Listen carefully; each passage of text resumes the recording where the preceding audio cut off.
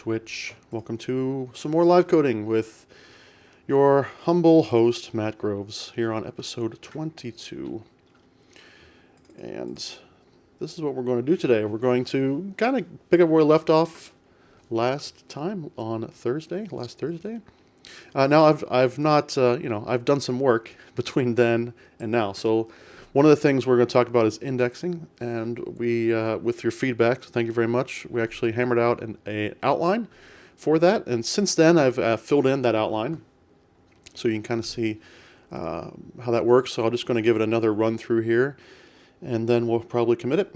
After that, look at UDFs, so I'm looking to do a similar thing with UDFs, trying to get some feedback internally to see if it's what I came up with last time is a good way to proceed or not. And then we didn't get to it because we got a little distracted last Thursday, which is totally fine. But I'm going to try to do some research on windowing functions, specifically windowing functions in Couchbase. Because I've used these in the past with SQL, but not extensively. So before I start writing about them, I want to learn a little bit more about how they work and some places we might want to use them. So if you're joining, welcome. If you're watching the YouTube recording, also welcome. If you feel called to it, please hit the old follow button or the like button, subscribe button, whatever buttons that are nearby. I would appreciate that if you do those. And keep this in mind as well.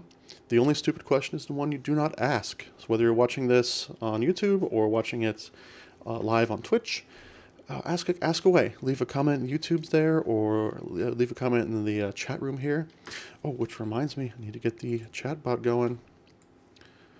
Okay, close one.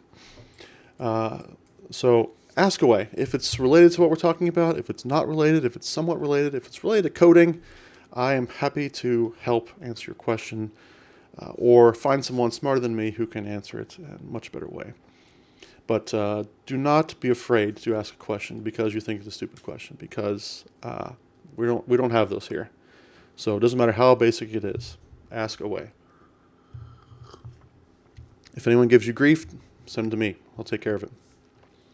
All right. I am part of the Team Live Coders here on Twitch, so let's do a quick plug for Team Live Coder and see who's streaming right now. So it's a Twitch team with, wow, a lot of people streaming right now. Looks like Michael Jolly just started. Same as me. But we're all live coders. We're all on Twitch, and we're live coding. We're happy to show you this cool stuff we're building and working on. So Lana Lux here, rated her. I think we rated her last week sometime. She's doing some really interesting like 3D modeling, gaming stuff.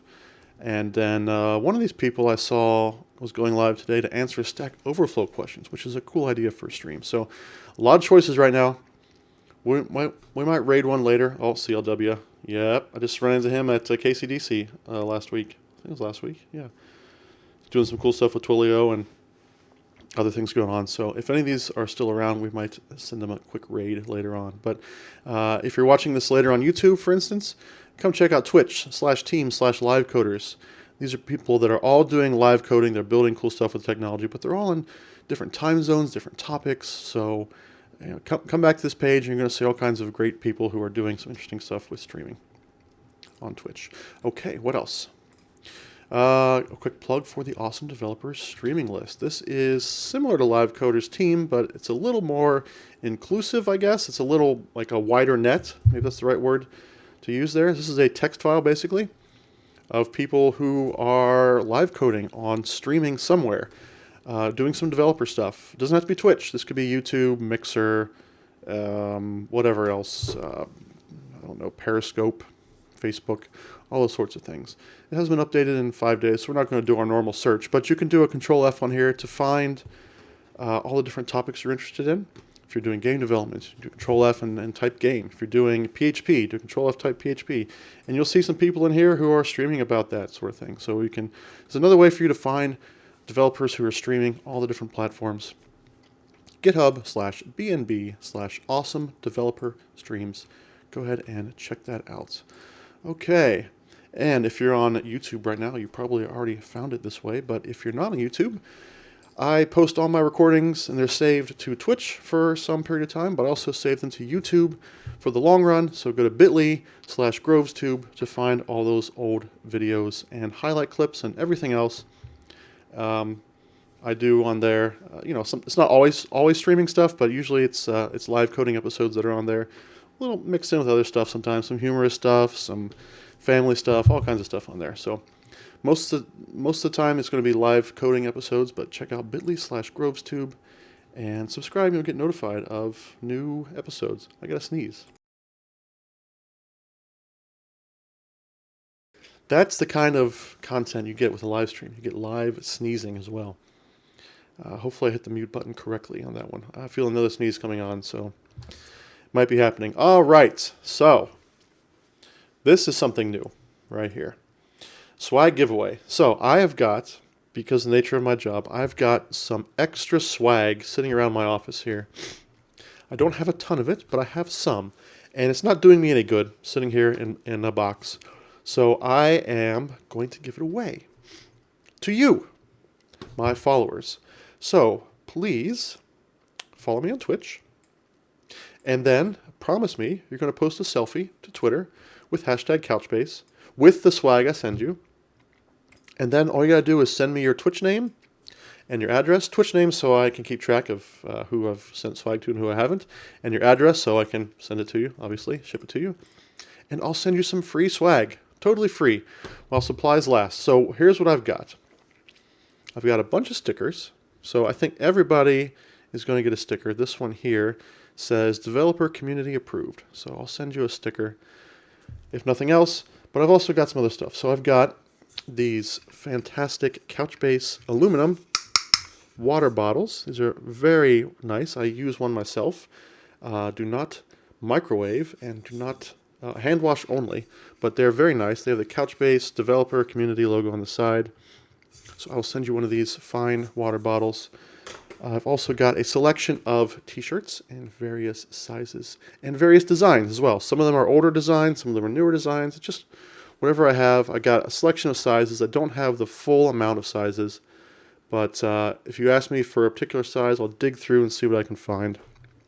And finally, I've got a small collection of these Couchbase, I guess, faux leather bound notebooks. So it's full of blank pages for you to write your innermost thoughts in. Something just fell out. Congratulations on receiving this essential journal. It has been manufactured using the highest quality materials and craftsmanship. So there you go.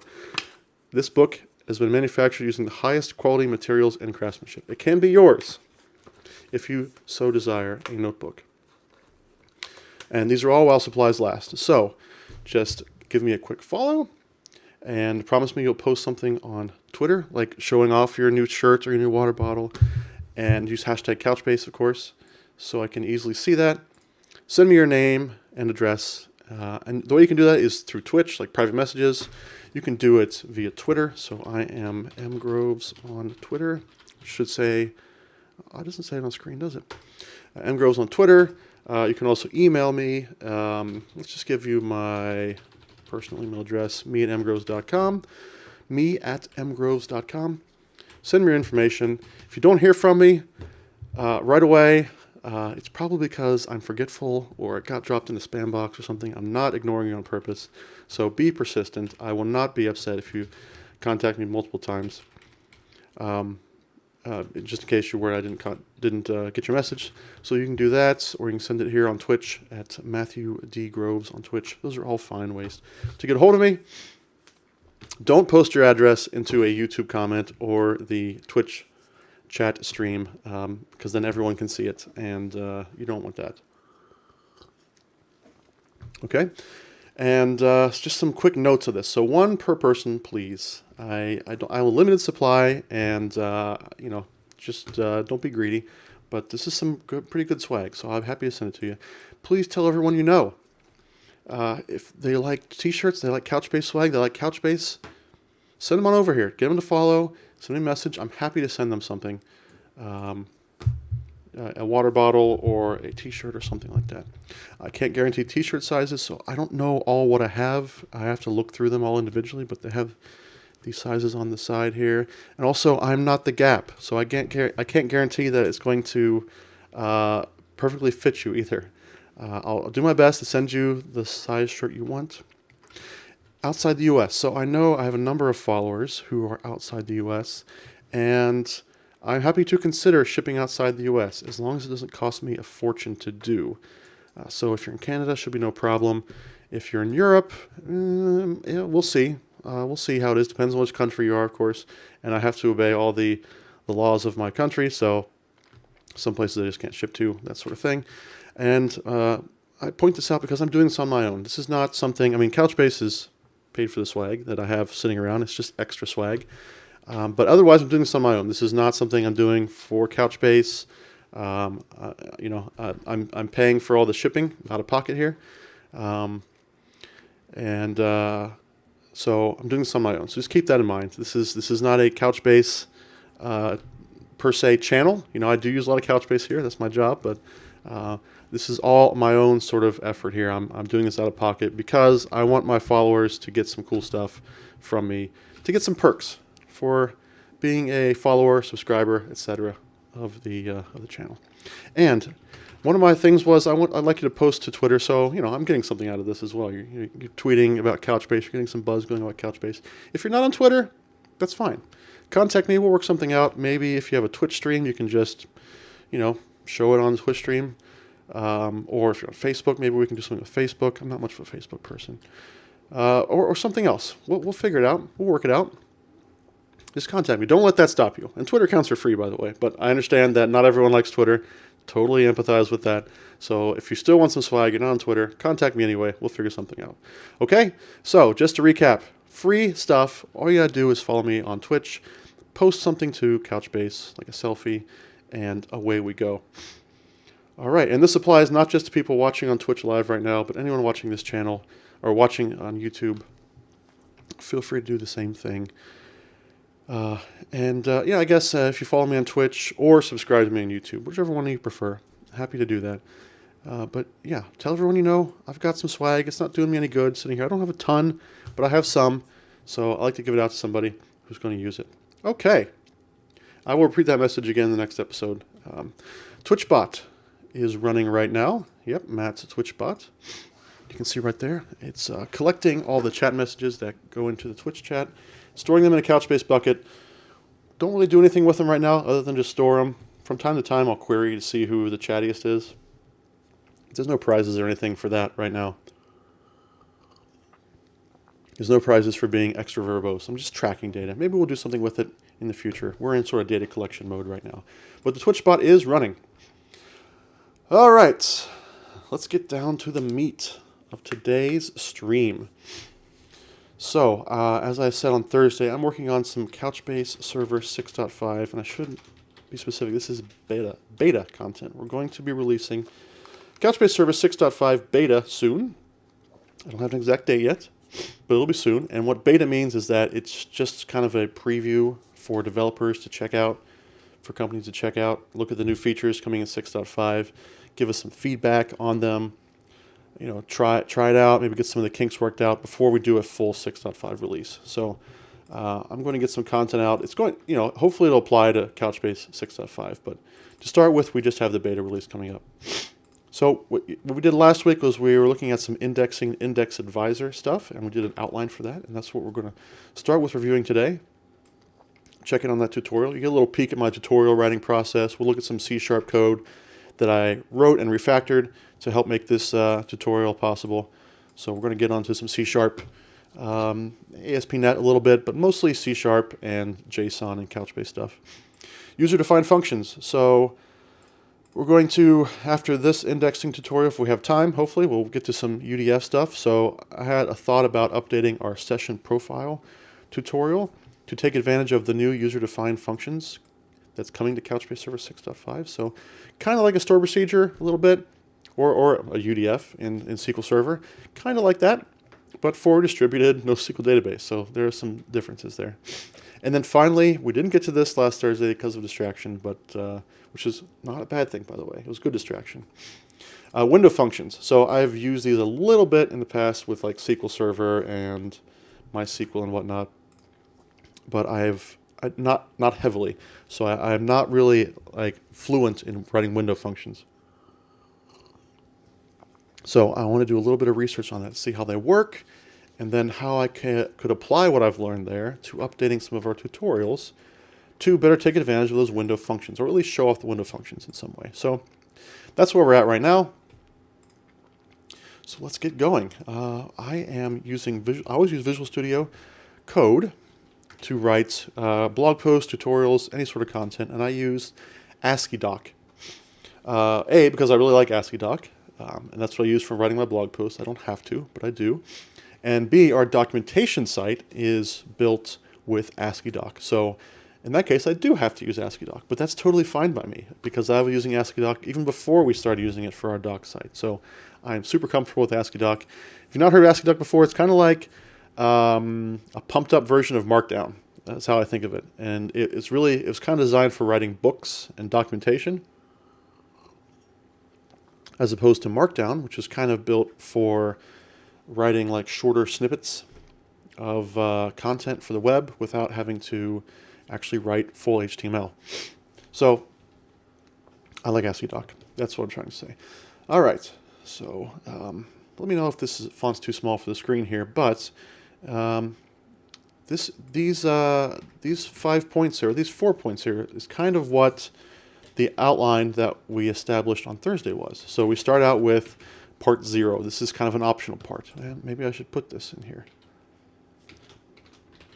Put that optional tag in there. So loading up user profile data. So as I mentioned up here, as I even mentioned this paragraph here, this tutorial I'm working on here is actually part of a main tutorial on building a user profile store. And so I'm putting a link in the user profile tutorial off to this page, which is building the right indexes for querying a user profile store. So this is kind of like a sub-tutorial. It can kind of stand alone though. So if Google brings someone here, they can go through this and stand alone. But I want to link back to the sort of parent tutorial in it. So this is an optional part because if they're doing the user profile tutorial, if they're following through it very closely, they probably already have data that they can run queries on and try this out on. But just in case, if they haven't done that or they don't want to do that, I'm going to give some sample data for them to actually go ahead and load in to get started. Okay, so they don't have to build their own sample. So then the next thing is we're going to start by showing off how to query it with a primary index. This is the very basic, easiest way you can to get started with querying.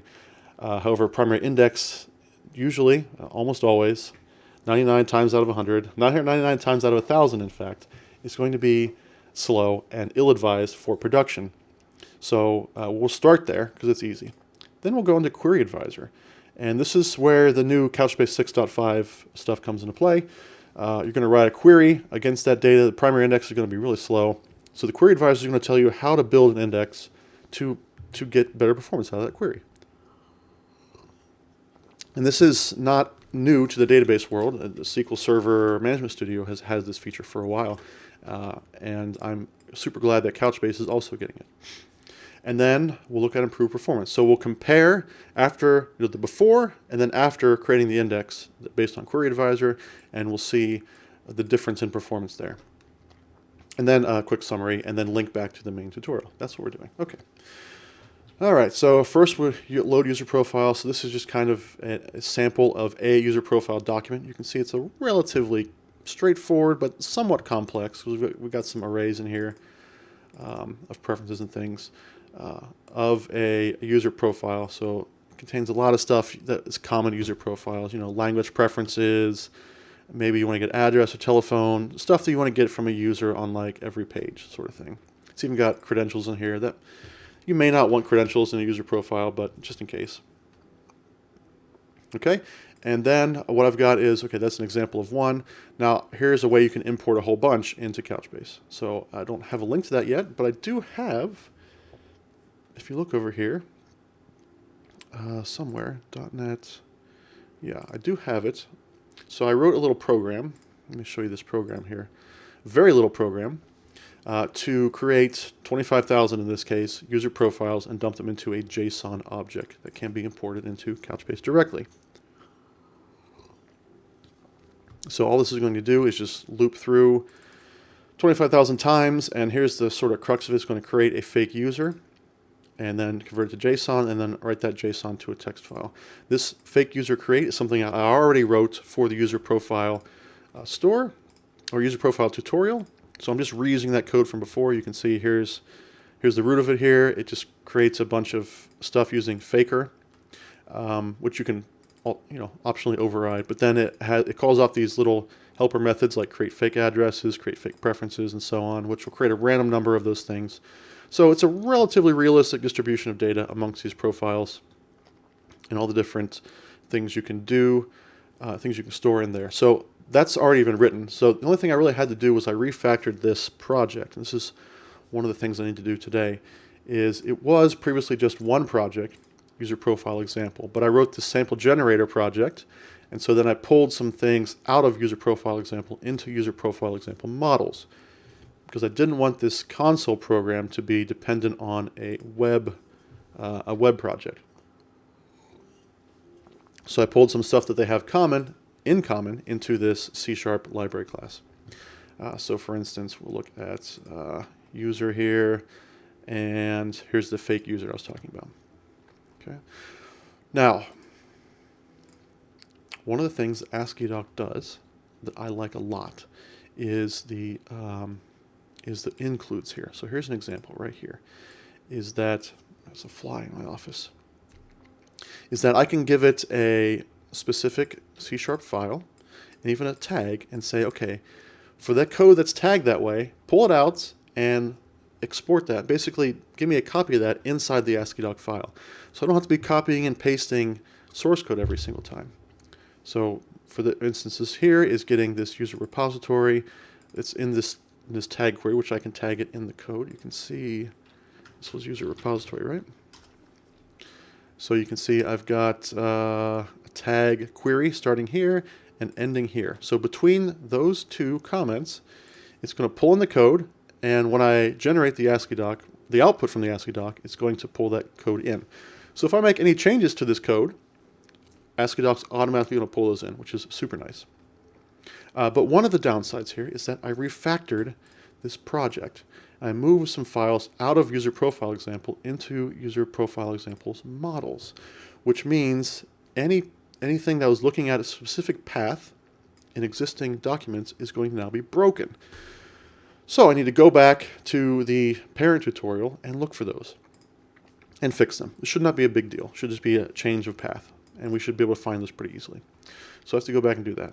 All right. So then we've got some sample, and then so I've got a link to the JSON file. So I've got to first push that up to GitHub. That should not be a big deal. In fact, why don't we go ahead and do that now? We're going to go to tutorials contrib and modules. It's profile store, examples.net, user profile example sample generator, and it's going to be in the bin debug netcore app folder. And there's my JSON file. So I'm going to copy that out to just right here, right this root level. Okay. So then I will do a git commit. I want to commit this file directly. So that's the only one I want to commit right now is just that JSON file right here. So I'm going to make a note. This is sample data for user profile indexing tutorial. Yes, that's probably good enough. I'm just committing that one file. Commit, and then we'll do a git push. So then I can hop over here to GitHub and actually get a link to it. Yeah, that's a relatively big file, so it's going to take a second in Git to do that. By the way, I upgraded after some of the streaming issues I had in the last couple of weeks, I upgraded my home internet service. So I'm on like 1 gigabit level service. I haven't had a streaming problem since, so thank goodness for that. Now, there's another problem in the house. We still seem to get some buffering and some artifacting and things like that. I suspect it's my Wi-Fi router, because this desktop here is hardwired to the router. Everything else in the house is going off of wireless. So I'm thinking I need to get a better wireless router. So if you have a suggestion for a better wireless router, I'd love to hear it. You know, I have a relatively small house. It's about 1,600 square feet. But where I'm sitting right now, where the router is pretty much at the exact opposite of the house as our main living room TV. And there's also a TV in the bedroom, in my bedroom, directly above us. And then the kids have various devices, a Switch, Android, laptops, things like that, that roam around the house.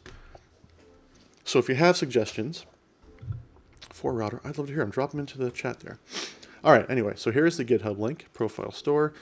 And we've got examples.net, and there's the JSON file. So GitHub's not going to show the whole thing. But let's take the link to the raw file. I think that's what I want to show. Yes. Okay, so that's a big file. I don't necessarily want to... Yeah, so download just shows the raw file. See, I don't know if I want to link to that directly, because I don't want people copying, you know, clicking on a link by accident that comes to a big old file. So maybe some sort of warning. Large file warning.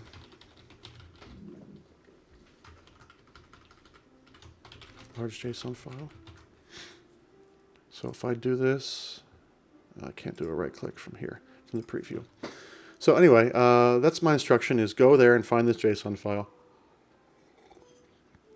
Here's some notes, and people who have done this before, you can probably skip these notes, but yeah, you basically want to save it somewhere where you have CB import installed. That's the tool we're going to use. Already used. It comes with the Couchbase server. You must have network access to the Couchbase cluster. That just makes sense. And you must have a bucket ready in Couchbase called user profile. Again, if you're following along with the tutorial, you already have that bucket created. So this is just making sure you have it, because I'm sort of making the assumption that, well, I hope you come from the user profile tutorial. You may just be dropped right in the middle of this from Google, depending on what you're searching for. Okay, and then before I get started, I'm going to have a link to the CB import docs. Because I'm not going to go over how all CB import works, I'm just going to show a simple command and to import it. So this is the command here, and this is ASCII doc formatting to make it look like a code sample. So over here, you can see it kind of shows it in like a highlighted fashion. Now, this is the preview pane in Visual Studio. This is not exactly what it looks like on the Couchbase doc site. It looks a lot better, actually, than this. But it kind of shows just visually that it's a different format there. It's like a fixed width font. All right, so it's just showing an example of how to run this, which you'd probably just copy and paste for the tutorial. And then after it's done, it shows you this message that it imported 25,000 documents successfully, and this is what it looked like in Couchbase. 25,000 documents, that's 73 meg, roughly. That seems high. I don't think it was a 73 meg file. So there's some overhead, obviously. Examples.net. Doesn't need to be in .NET, though. That's 16 meg. It's actually not .NET specific, so why don't I move it up here to examples? That would make more sense, I think. So let's do this. So we're going to delete that, and we're going to put it somewhere else. Folder, since it's not .NET specific. Okay, hopefully that's a quick one. Yep. That's the sort of thing Git excels at, I would hope. Okay, good. So now I need to go back here, and so it's no longer there. Yep, should be in examples. So this is what I'm looking for. I want the raw link.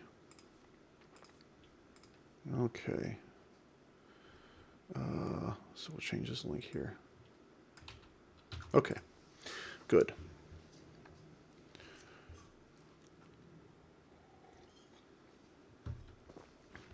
Okay, that all looks good. 25,000 records. Okay, so we're good. So that's sort of a part that might be skipped if you're already following along, but I think it's important. Set a baseline. Next is primary index. This is super easy. It's just create a primary index on that bucket. If you don't have a primary index, you can't execute any queries. Well, let me take that back. If you have no indexes on your bucket, you can't run most queries. You can still run like a count query, but if you don't have an index, you can't run a query. If you have a primary index, you can run any query. However, it's probably going to be slow. But that's the point of the exercise. So create a primary index, which I already done. So we'll need to do that. So that looks good. Then query advisor. So this is the part that's new to Couchbase 6.5. So we're going to, I'm just showing this code example from the user profile tutorial. It's the same code there. We're going to focus on this first one because it has the raw nickel right there in the code. It's just getting a list of users in a given tenant. So each user can have a different tenant ID assigned to them. And we're getting a paged collection of users. So you have to specify an offset and then a limit, like a page size, to get a page of users. So then what this tutorial instructs us to do is kind of copy that out of .NET and put it into Query Advisor and run it there directly. So we can run it like this. We can actually fill in a tenant ID and fill in our own offset paging sort of things here, just to get an idea of how long this query is going to take to run in our application. And the answer is it's going to take a long time to execute. So this is going to vary based on your configuration, your computer, what else is running, things like that. But it just happens that in my case, it took 39.6 seconds to finish, to get one page of users from 25,000, which isn't, what have I got here? I've got some sort of Outlook noise. Let me shut this off here. Sorry about that. Can exit now. Exit now. Okay. I don't know what's going on here. So, I mean, it's scanning every single document in the bucket, and it's taking 39.6 seconds to do that. Not good. That's way too long for a query that's going to be running on like a web application, for instance. That's to be expected because we only created a primary index. We didn't create a very good index at all. But it's important to make a note of that. 39.6 seconds. Okay. And okay, here I call out the fact that Query Advisor is only in, where are we? I skipped a button. It's only in Couchbase Server 6.5 beta as a preview feature, although it will likely be in 6.5 release, but it will also be a developer preview feature there. So this is just sort of a note that, hey, do this at your own risk. But click the advice button, which you can see right here. I took a screenshot of it earlier, so there's the advice button. And what the advice button is going to do is going to recommend an index for you that will improve execution time. And so what it's going to look like is here. So the index currently being used is the primary index, which is a convenient index for developers, not a good index for production. And it came up with an index that it's going to recommend for us that's better, which it's given a generated name of advisor underscore tenant ID underscore type. You can see there that it's indexing the tenant ID field, and it's also making it a partial index to only go on documents where type equals user. Now, in our case, that happens to be all the documents in the system are type equals user. But if we have other documents, we don't want to run this same query against non-user documents, so it makes sense to put a where type equals user on there. So this is a good recommendation. It's not a perfect recommendation, but it's a good recommendation of where to start with an index. And then a quick sanity check. Always smart to think about this. Like, is this index actually a good idea? Because this tool is helpful, but it's not perfect.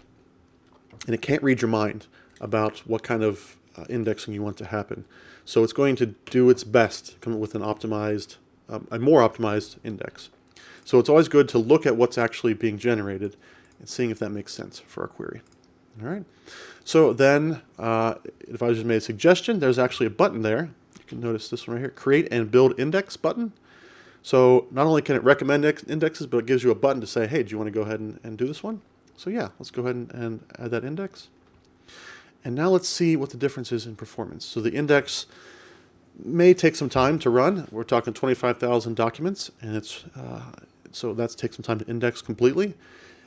In Couchbase, indexes can be created asynchronously, and you don't have to wait for them to be done before you run a query, but we probably should wait for it to be done before we run a query, because we're testing performance here. All right. So after that's created, then we're going to run the same exact query, but now it's going to be using a different index. And you can see here, the execution time is 5.8 seconds.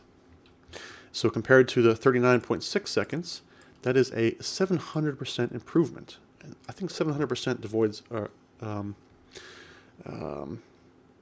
demands an exclamation point. Now, the actual time is going to vary. Like, it might take less time or more time for either of these, depending on the shape of the data, if it's random data you've generated, the speed of your computer, all those sorts of things, whether you're running Docker or not, et cetera, et cetera. But the magnitude is important here, that this index gave us a 700% performance boost. Now, I also point out 5.8 seconds for that kind of query is still not as good as we'd like it to be. For waiting almost 6 seconds for some data to come up on a web page, that's probably too long, especially if we're facing a public-facing site.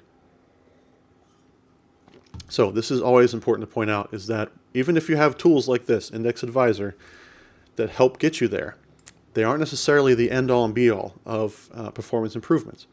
And in fact, indexing is something that you can never really finish. You can never really be done indexing. You can just keep making continuous improvements and keep getting better and better.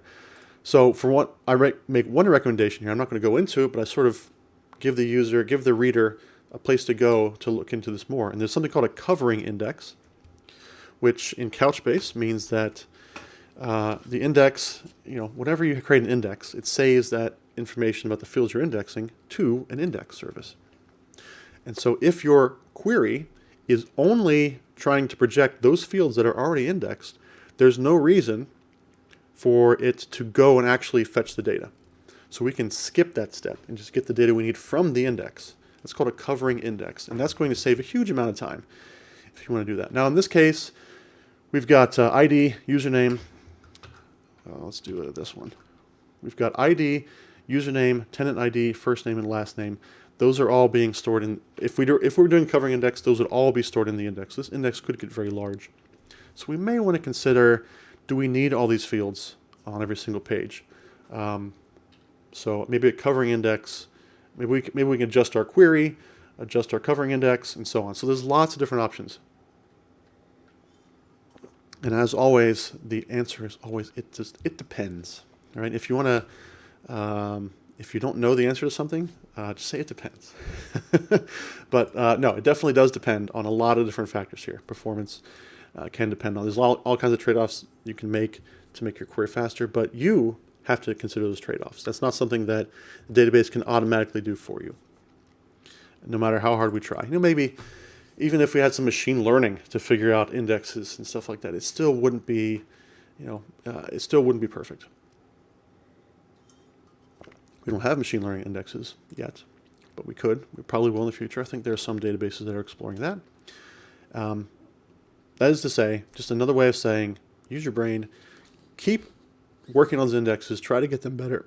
Excuse me, try to get them better. And you're never really done with indexing. There's always something you can change or trade off to get performance improvement. All right, so that's pretty much it. Just a quick summary here, just describing the process that we went through, and then I'm giving some next steps. So it's always good when you end, the fly again. It's always good when you end an article or a blog post or what have you to give some next steps. So where should I go next as the reader? And so in this case, I'm saying, is there 2 flies in here? Good gravy. It's all the flies.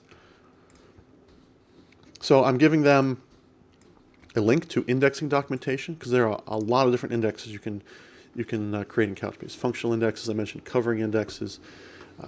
Primary indexes is the first one we talked about, but most of the ones we're going to talk about are secondary indexes, functional indexes, adaptive indexes, so many different types of indexes, all kinds of different trade-offs involved with those. So definitely go and research those if you're getting deep into indexes. And then I also want to say, if you're having trouble, if you're struggling, there are real people on the Couchbase Nickel forums. You can ask questions about indexing. And that's, I would say, at least 50 to not 80% of the questions in the nickel forms have to do with indexing. So there are some people there, some Couchbase engineers, some community members who don't work for Couchbase, and people like myself who can jump in and help you. Although if it's an indexing question, chances are I'm not going to be much of an expert on that. I'm going to kind of fall back to the index advisor and then maybe mix in some of my limited knowledge of like covering indexes and adaptive indexes.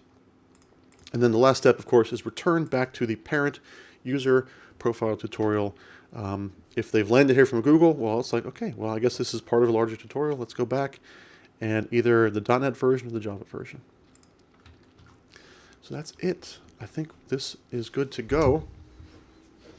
Yeah. So the next thing we need to do is we need to review this .NET document. So as I mentioned, I changed some of the sample code around, which is going to likely break a lot of pieces of this ASCII doc that point to and expect the file to be in a certain location. And I've moved those locations around. So what I'm going to do is I'm going to scan the output over here on the right to see if there's any error messages from ASCII doc. And if so, that's probably a path that I changed. I need to fix that. So we'll just sort of scan through here, and we'll look for a certain kind, like this color right here. That's what we're scanning for. But that one's fine. What else we got? Unresolved directive. Okay, so right here. So let's create. Okay. So right here it's trying to find the user.cs. However, it's not there anymore. It's in the .NET. That's good. User profile example. Yes. It's not going to be. Wait a second here. User profile example. Yes, it's going to be in user profile example dot models.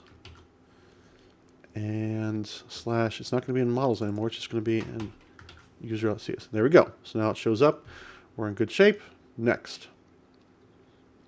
Keep scanning, keep scanning. Unresolved. Okay, so here is the respective code. So sometimes, like the left and right sides match up here in Visual Studio Code. Sometimes they don't. I use a plugin called ASCII Doc, I think. Yeah, it's just called ASCII Doc, but it's a preview plugin. All right, so here we go again. This is probably also, basically, I just changed this slash to a dot, and it should show up. That's pretty much all I need to do. There it is. Okay, let's keep scanning. Any more unresolved dependencies in this original tutorial? Looks like not many, which is kind of good for us here. Unresolved dependencies. I'm only scanning the .NET version because I did not make any changes to the Java code. I did not need to. But what I'm doing does not really have much of an impact on the Java tutorial, which is also good. Except that I did make one change to it in that I'm pointing to the index advisor with this big note right here. And this note actually, it only shows up on this preview as something really basic, kind of like this right here. See how this says tip? It has a little, it's like a little call out. On the actual rendered side, it looks much cooler. There's like an icon there. It's a different color. I think maybe a different font or size or something.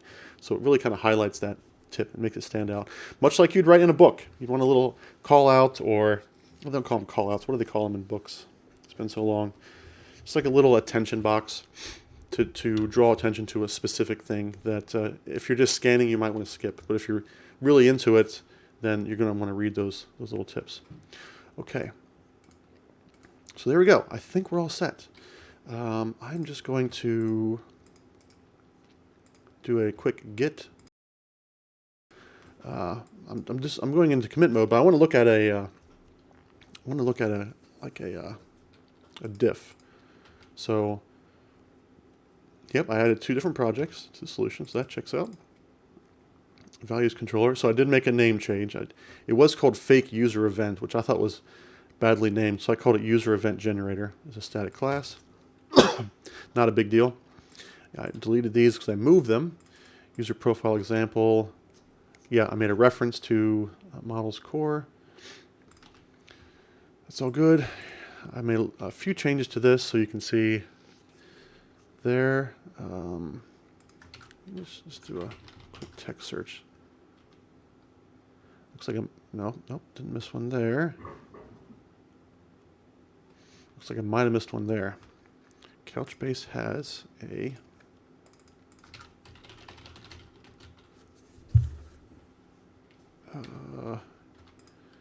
SQL-like language.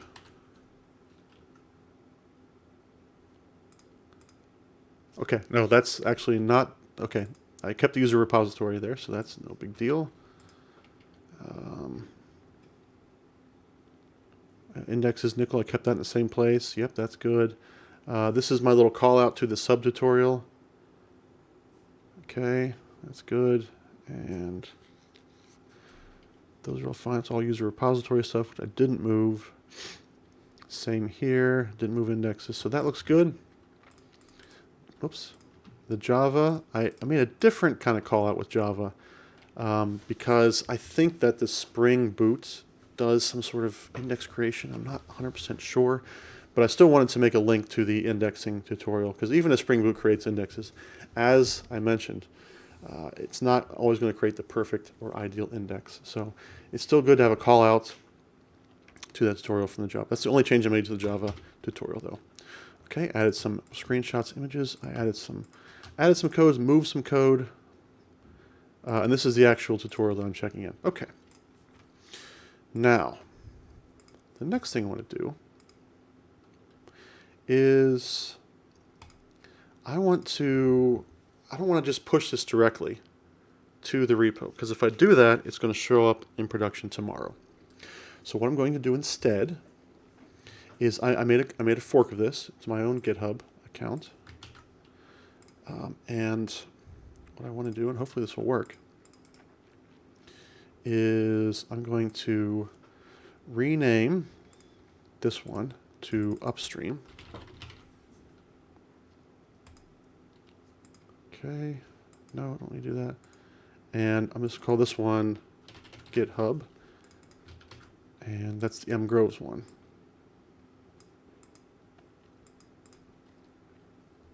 No, so why is origin still here?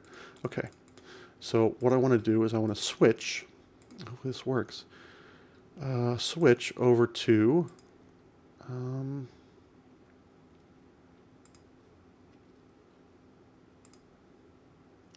oh, no, I think this is right.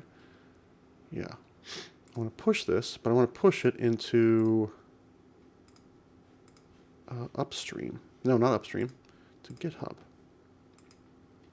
This should push it into M Groves repository. It's not looking good, so I need to commit first. Okay, check all those in there. Okay, so I'm adding indexing/index advisor tutorial to user profile tutorial. Commit those. And I'm going to push them up into me. M Groves repo. Cross my fingers, this should work. Okay, and then if I go over back here to GitHub, I should see that it's updated 18 seconds ago. Yes. Okay, so now what I want to do, and I don't have to do this, but I want to involve somebody in the review process here, because I do have push access to the contrib. But what I want to do is I want to batch this up. That fly driving me crazy. Batch this up as a pull request. And I'm going to ask for a review from, I think, James Nocentini. So I want to get a review from. Okay, so now I need to describe this pull request. So we're adding index advisor tutorial. So this is new content that I'm adding to the user profile tutorials to go into more detail about indexing, as well as showcase the upcoming index advisor feature of Couchbase Server 6.5 and I'll say beta.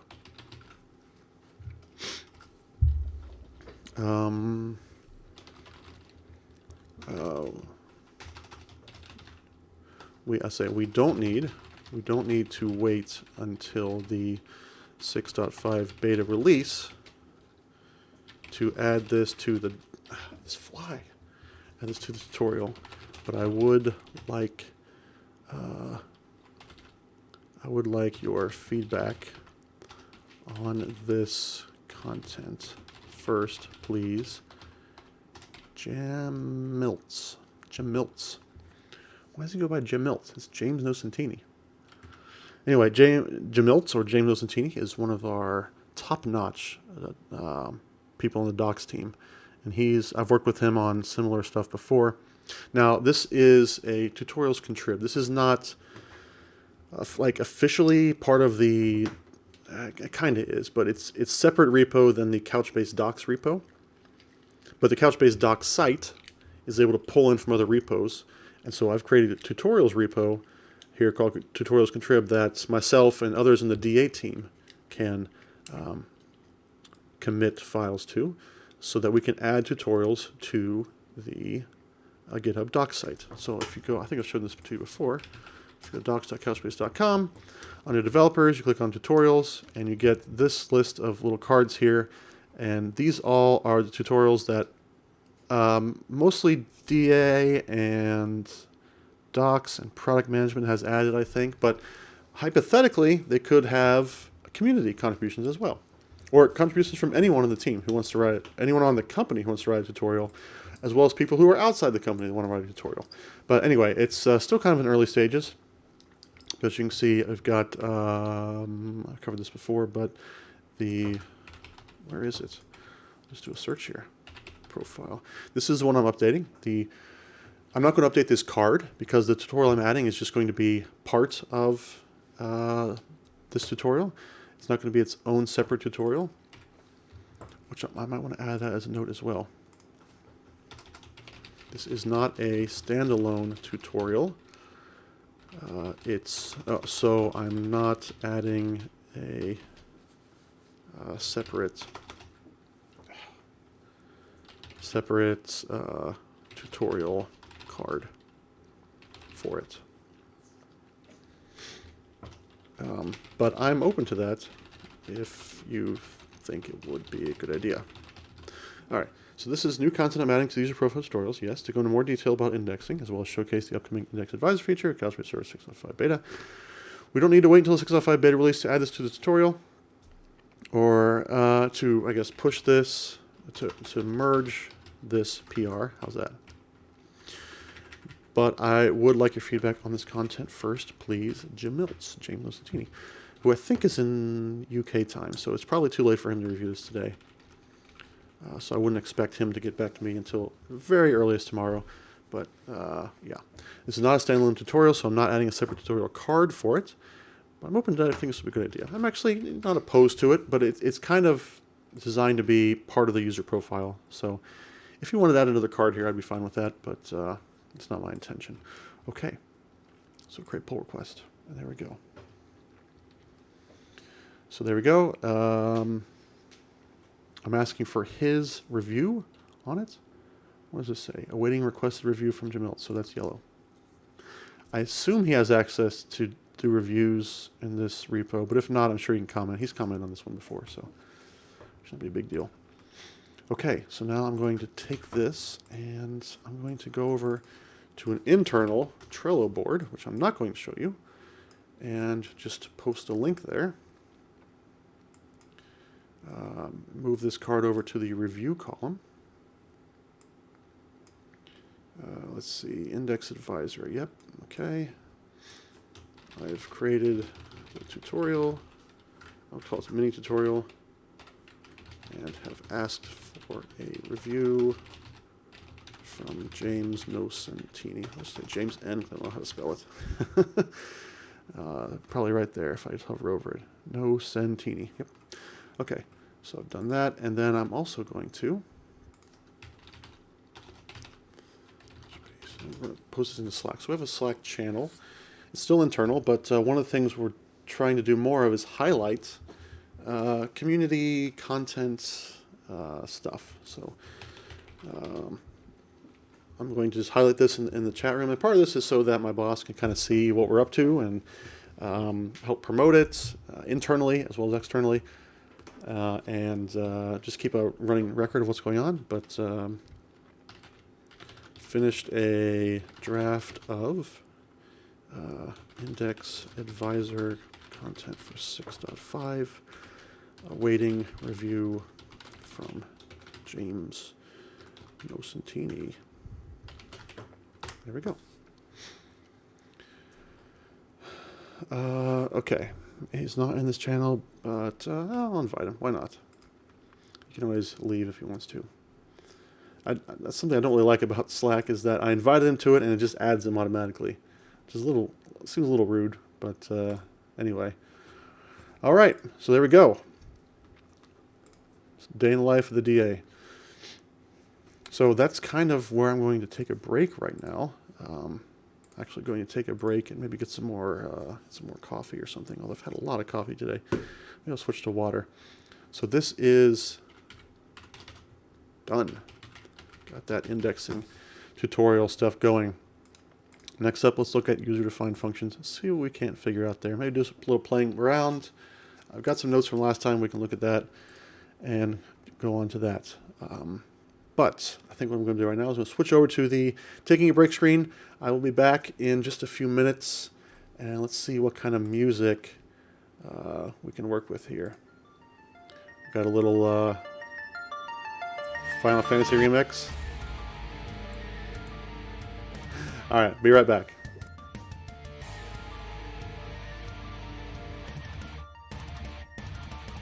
Welcome to the reunion.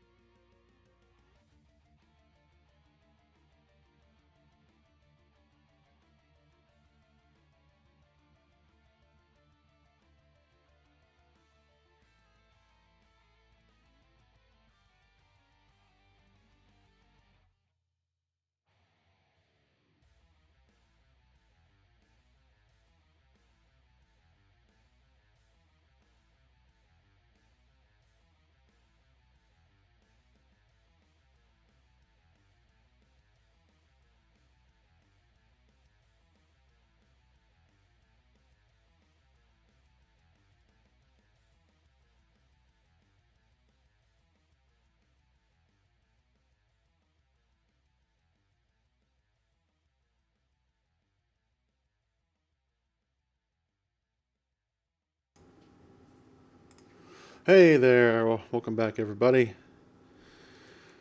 A quick break and got myself some water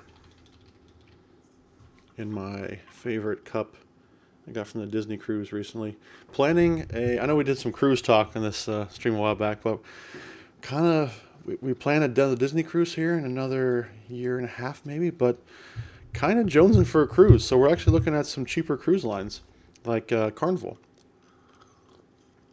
which I've not heard many good things about, but they are very inexpensive, and the room layout looks like pretty comfortable compared to, say, like a Royal Caribbean room.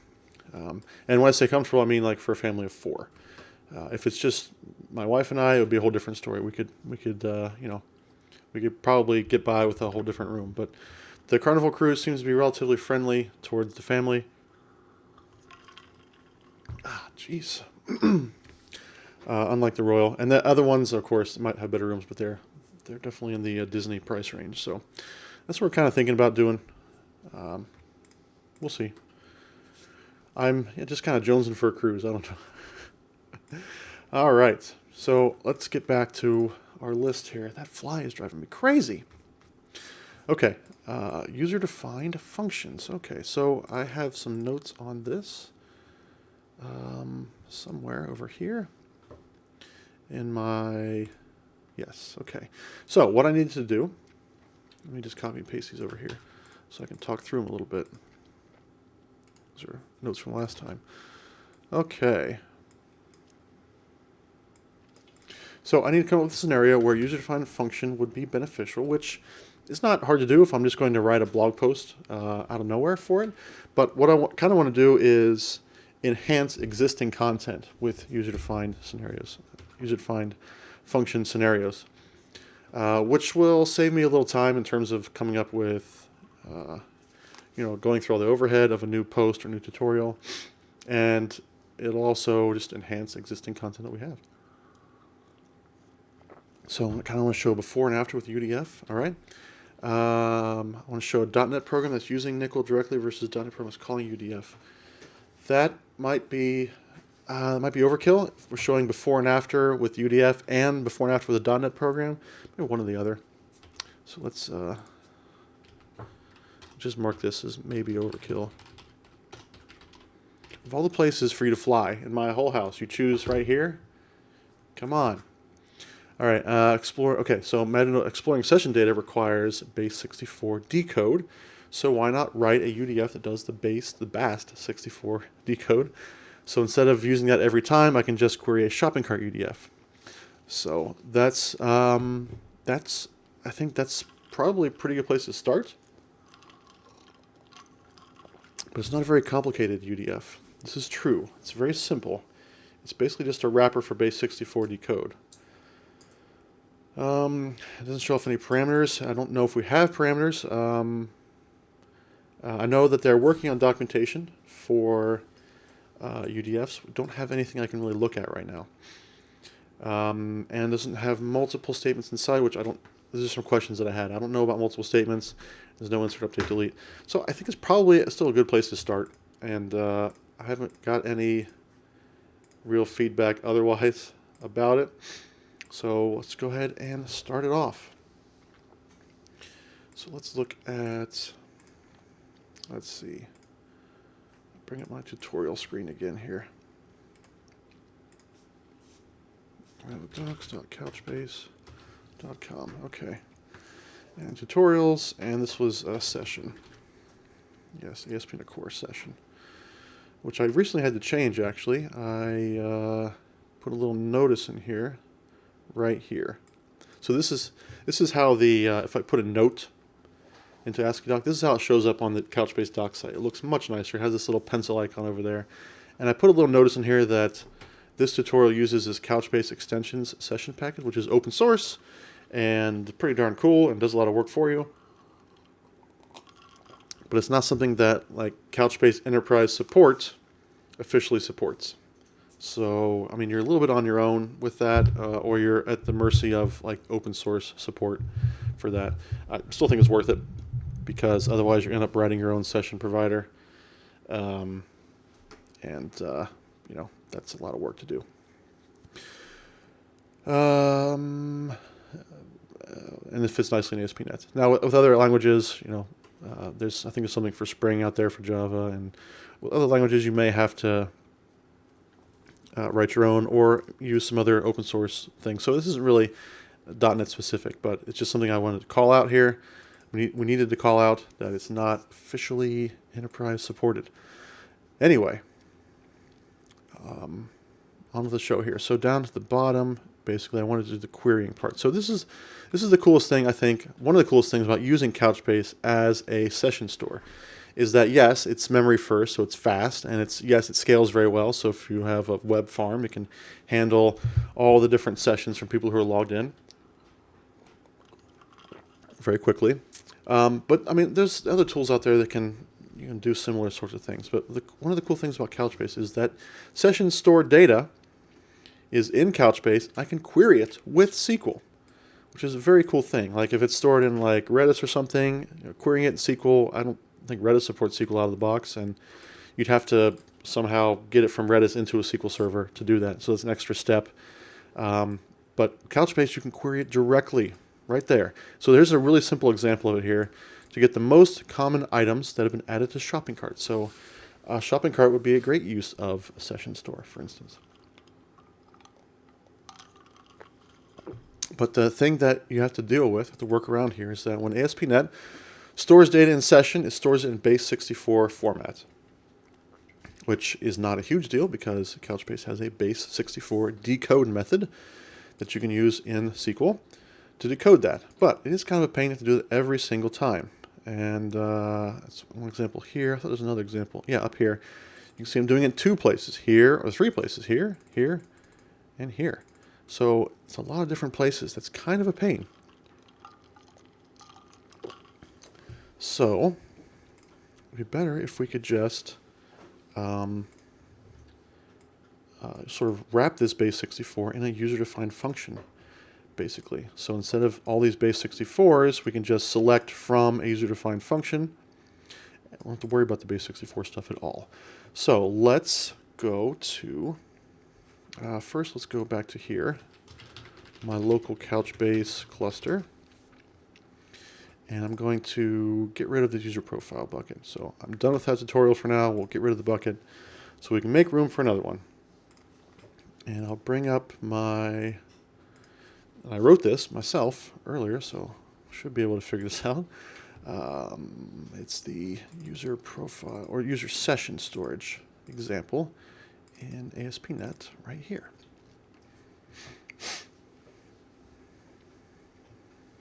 Okay. And let's just make sure is this using config somewhere? Okay, it looks like I hard-coded it, which is fine.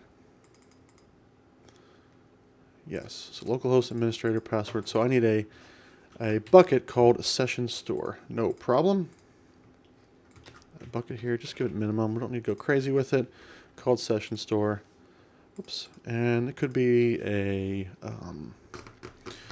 what do you call it? A ephemeral bucket if we wanted to, but so we're not going to do that. Just keep it a regular old Couchbase bucket. And I think I'm ready to go with this. I think that's all I have to do. So let's just make sure the bucket has been created and we're all set to go there. Let's just run this program. Let's see if it works. See if I forgot anything. So I didn't actually go through the tutorial steps. Bad developer, not reading the docs. But I'm pretty confident this will work right away. I'm not reading my own docs. Okay, so far so good. So we're going to add a shopping cart to session. Great. And we'll clear that out. Add another shopping cart to session. Great. Clear that out. Add a third shopping cart to session. Okay. So then if I go back over here, look in session store, I should have 3 total documents here. Why don't I have 3 documents here? Oh, okay. Yeah, I know what I'm doing. Okay. I got to start it, so I'm doing this wrong. Again, I'm not reading the documentation here. Bad developer. Add shopping cart to session. Now start a new session. Shopping cart to session. Start a new session. Shopping cart to session. Start a new session. Okay. Retrieve. Now I should have 3 documents that all have shopping carts. Good. But if you notice, it's all gobbledygook base 64 in there. That's not ideal, right? So if we go over here to this query, well, first we're going to need to, I'm just all over the place here. We're going to need to create an index, create primary index on session store. Again, not the best index for production, as I just finished in explaining the last tutorial, but it's something to get started with. And then we'll do the most recent shopping carts. I'm all over the place with these tabs. And we'll execute that, and as you can see, it's going to, it's going to decode them with base 64, so I can get information out of them. Like in this case, the data was created, how many items were in the shopping cart. It was 3, 3, and 1. That all checks out. Good. Now let's look at creating a user-defined function to basically wrap this. Now I need to remember the syntax, and there's not documentation for it, at least not available to me yet, that I can actually look at this. So I'm going to try to remember. There's a Jira issue for it. Maybe this is public. If it is, I'll share it on the screen.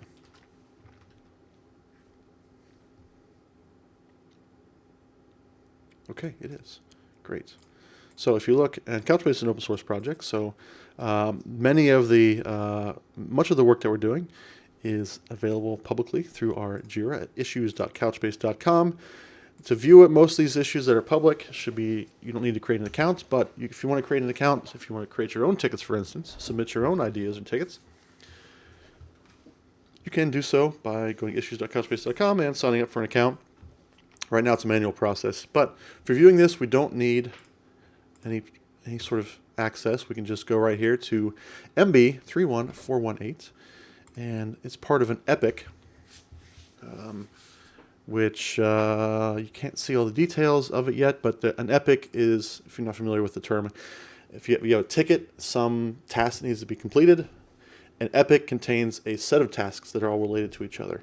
So this particular ticket is about, we need to make the create function statement work, whereas the whole epic might be, okay, we need create function, we need drop function, we need alter function, we need parsing, all those sorts of things that make up the epic. It's just it's an easier way to kind of divide up work. Instead of having one massive ticket that covers everything, you can have different parts that you can parcel out to divide up the work. And you can see this is associated with Garrett, which I don't know if we have access to that either. Garrett is what Couchbase uses for source control. It's a Git. And you can see this review.couchbase.org. So lots of stuff here. Looks like it's all written in Go, which is all great and everything, but basically we need to figure out the actual syntax for this, which might be some of this ticket. So this is the public version of the ticket. Some of it is for internal eyes only. So I'm not going to show you those parts, but I'm going to bring up that ticket just to see if I can see what's in there. Okay, not much different. I'm just trying to remember the syntax here.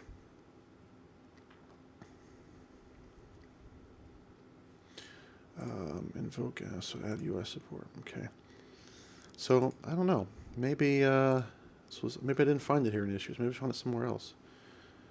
Just trying to figure out. I should have saved this somewhere. Is what I should have done. Trying to figure out the syntax I created last time on the stream. I don't remember. So let's create function.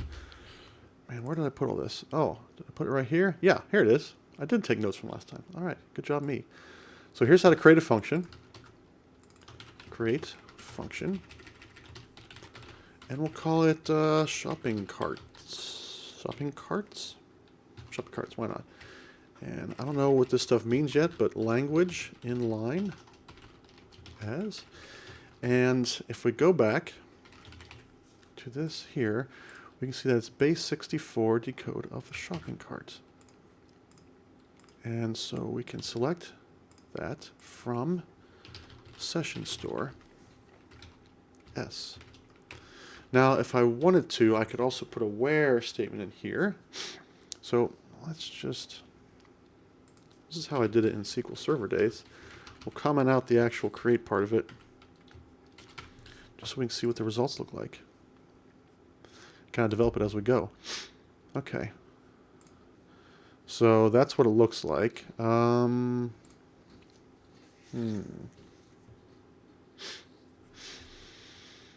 think that's probably going to be fine. Date created items. So, we might want to put a discriminator on these sometime in the future. I've not, if it was in production anyway, but I've not done that in the tutorial, so doing so would require a lot more work. So let's just do it like this and keep it simple. So create this function. So let me take some notes here, because I'm going to need to, let's do this in Notepad. We need to add this to the tutorial. So that's my function. Execute that. I always like to put caps. My SQL syntax. Just old habit, I guess, from college days. Our instructor would tell us to use all caps. And I think the main reason for that was we didn't really have syntax highlighting in the class. We didn't really have much tooling, period. We basically had, we basically write SQL like on paper, essentially. And to execute it, we'd have to go into her office, and she'd have an Oracle server there, and she would basically take what we had written, what we had typed probably, and enter it into the computer, her Oracle server, and then see what results would be. So that was a very interesting class. Actually, one of the most valuable classes to me professionally in my career was the SQL class I took in college. Now, I wish there were some things that taught me about like the history of SQL and why SQL and things like that, but it was all about the how to write SQL queries, how to design tables, things like that. And that served me almost immediately, my first job out of college. Unlike, say, the operating systems or the data structures courses, they have served me, I think, in the long run, but that SQL class served me almost immediately. So anyway, that's my function, and I can actually query it. What is this? Oh, those are my notes. I can query it with this catalog, system functions. See, there it is. So that's going to be something I also want to put in the tutorial. Okay. And let's go back to this shopping cart. So we've got from session store. Let's go from, I call it shopping cart, right? Crying out loud. Shopping carts. Shopping carts. And so instead of this, I can just say S. And S. And S. And that should still work. Oh no. Meta inquiry with multiple from. Terms requires. Our shopping cart is not missing.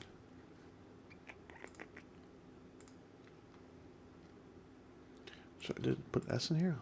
Was that the problem? Okay, it doesn't like it. So let's start over here. Select star from shopping carts. S dot star. Shopping carts S. Okay, so that's fine. That's working. So what's the holdup here? These things. Too many tabs. Okay, back over here. So this works fine. Why wouldn't this work? Select S. This is from shopping carts S. S dot date created. S dot items. Why wouldn't that work? Why doesn't it like this?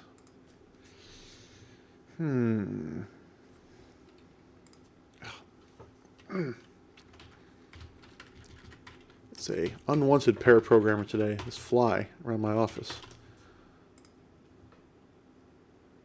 S dot star. S dot star and then S dot items.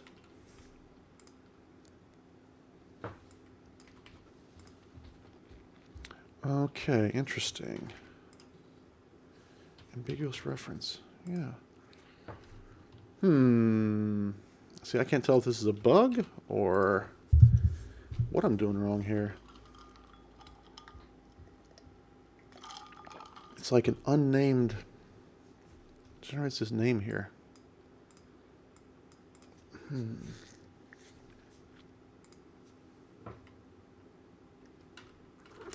So it might be my original function is not good.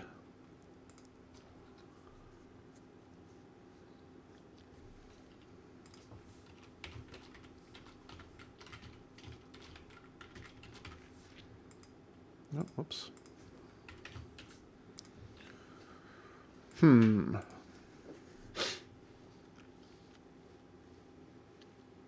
Base to code s dot shopping cart. As cart. What if I did that? Okay. But I don't. I just want it to be a root object.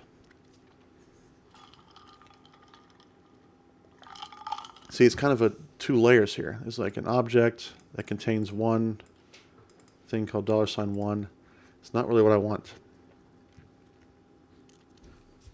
Is it this S? Cyberek, hello, how are you? Thanks for stopping in, saying hi. How's your day going today?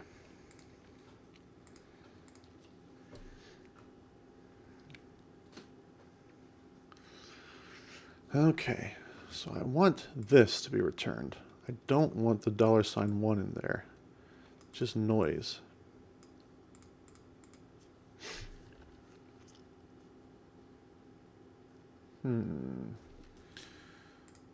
What you doing? What I'm doing is I am working on tutorial content for Couchbase. And I'll bring up the intro here. I'm kind of figuring out how user-defined functions are working in Couchbase. And Couchbase is a NoSQL database, but it has SQL, if that makes sense to you. It's a document database with SQL. User-defined functions is a new feature in Couchbase 6.5. So I'm trying to work on some content to show how to use them. And I'm struggling a little bit right now. I'm trying to create a function that will decode this base 64 shopping cart and make it easier for me to query shopping cart data. But it's not cooperating. So this is what it's returning. It's returning this $1 business here. I don't need that. It's just noise that I don't need. And there's a fly in my office. It's been bothering me the whole stream. Just flying all over the place, getting right in my face. He's got a whole office here, a whole basement office. Not to mention the entire outdoor. It's a nice sunny day out there, fly. So that's what I'm up to, Cyberek. I got a whole bunch of problems here. But these are uptown problems.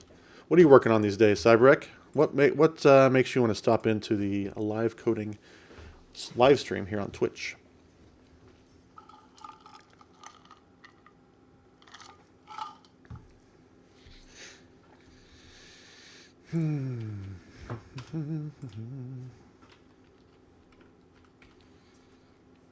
So what I was thinking of doing is going to. There's some object functions that maybe I'm missing an object function here. I don't know if I need it, but I'm gonna check it out here. So object.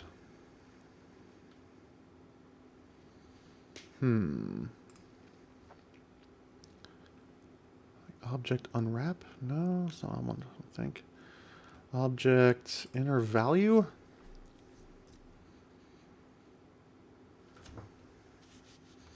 Let's try object inner value. Object inner values. Let's see what happens there. If I do this. Nope. Not better. Gotten worse. Okay, object.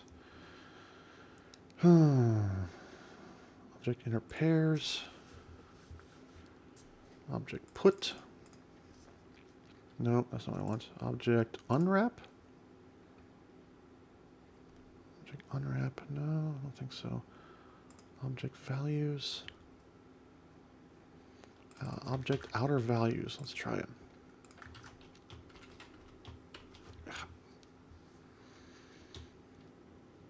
Object outer values. That looks like the same thing. I don't want that.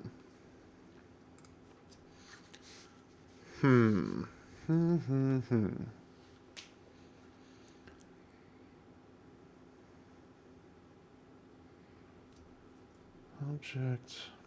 I remember having this problem like in very early days of me working with Couchbase, and there was a function here that helped me.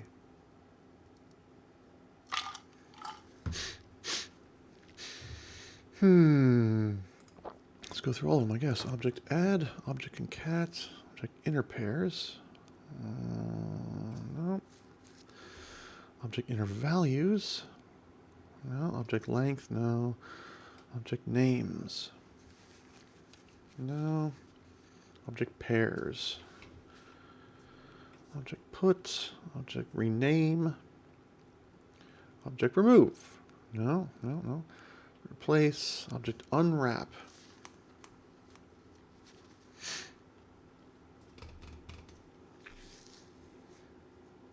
Object unwrap name is missing. Object unwrap name value. Unwrap an object without knowing the name and the name value pair. Except only one argument. The argument is an object with exactly one name value pair. I think this might be it. Object unwrap. Object unwrap. Alright, what do we got here? No. That's not doing it either.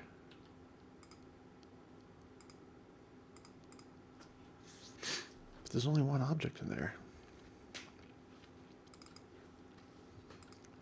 I am very confused about this. Object unwrap. Object values. This is harder than I expected it to be. But isn't it always? So just FYI, I'm streaming about an hour and a half now. We took a short break half an hour ago, and I will probably be closing down the stream at the very latest in a half an hour from now. That'll be 4 p.m. Eastern U.S. time. So thanks everyone for coming in and saying hi. We got about a half an hour left, so if you want to get those questions in, now's the time to get those questions in. Cybrek already started with a great question. What you doing? And yeah. Oh, here's a question. Righty TV. Thanks for stopping in, Righty TV. Can you recommend a way to speed up a stored procedure, aka Sprock? I have a complex query from our SQL database. The stored procedure then queries the complex query after passing in a variable. However, it takes a while to return the data. Noob, this is my first project. So, Righty TV, that's a really good question. That's something I've dealt with before. What you're looking at here on the screen is not SQL Server. It's Couchbase. We're writing SQL against Couchbase. However, we need to know more specifics around your complex query. But it takes a while to return the data. So since it's a complex query, I'm guessing that's where the bulk of the work is happening. So in SQL Server Management Studio, since you're a noob, you might not know this. By the way, noob is your own word. I'm not calling you a noob. You've already asked a really good question, so I wouldn't consider you much of a noob. But in the SQL Server Management Studio, there is a tool called, I believe it's called Advisor, which we actually looked at a little bit. Couchbase has something similar. I looked at earlier today, so I already deleted the bucket, but I could show you some examples here. So we're going to write a relatively complex query. Select star from travel sample, and we'll call that t.star, where t.type is airport, and limit to 10. Okay. So that's the query. It's giving us the first 10 airport documents that I can find. All right, so we can kind of view this in table view. Maybe we want to get the airport name, the city, the country, and maybe the I don't know, time zone. Sure, why not? So there we go. And so one of the things you can do to speed up a query is you can create an index for it. Now, indexes are going to be a way for you to sort of give some additional information to SQL Server so that it knows how to fetch data faster. Because typically, if you have a ton of data in your database, your query doesn't need to scan every single item in the database. It can do some kind of like some hints. Think of an index like a hint. And SQL Server Management Studio, which is a tool you're probably using with SQL Server, has something similar to this, where you can just ask for a query plan from SQL Server, which will look kind of like this. It'll look a little bit graphical. It'll show you some boxes with arrows around here. So you always start with the lower right-hand side. This one's not terribly complex because it's just a straight line. But in SQL Server, especially with lots of joins, you're going to see a lot of arrows going off here and combining all together at the end. But it will show you percentages. So you can kind of see here. Again, this is not SQL Server, but it's similar. It'll show you, okay, the fetch step took 95%. And we're using this type index scan. But if I were not using an index, for instance, I could say type like air p. So I'm going to run this. It's still using the index. So I'm trying not to use an index here. Type airport name, like, I don't know, like Calais. Okay. So I'm running this query. This is a slow query. As you can see, it's still running. It's slow. Because I spelled it wrong even. Airport name. Actually, that one is fast too, because airport name is also indexed. Whew. Okay, I'm trying to scan something that is not indexed. I'm having trouble. Anyway, the point I'm getting at here, bring up the index scan. You can Google for this stuff. It'll give you more specific advice, but it'll show you a plan like this. And what it also will do is this right here. It'll give you some index recommendations. And so it'll say, based on the query you're running, here is an index that's going to make your query faster. Now, it's not always perfect, but it's a good place to start. And if you're not familiar with indexes, that's probably something you also need to learn about with SQL. With any databases, really, indexes are extremely important. So I hope that gives you a good place to start here. So SQL Server Management Studio, or SSMS, and we'll just say Index Advisor. Kind of show you what this looks like. I don't think I have it running or installed. But let's see, there's a good example of it here. Index. It's not called Index Advisor, like Index Recommendations or something like that. Yeah,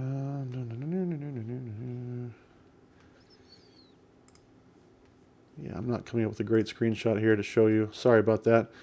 But yeah, there's some icons. Engine, is it Tuning Advisor? Is that what they call it? Maybe not. Anyway, in SSMS, SQL Server Management Studio, there is a tool to help you discover indexes in an automatic way. So try that out, add the indexes, see if that speeds things up. And you know, don't be afraid of posting to Stack Overflow. And if you do that, you're absolutely welcome to share that link here, and we can get some more eyes on it. But that's my general advice with SQL, is to start with understanding indexing, and you know, a lot of times, you know, in SQL Server, as developers, we get kind of lazy with indexes because we're dealing with like small sets of data, especially in development.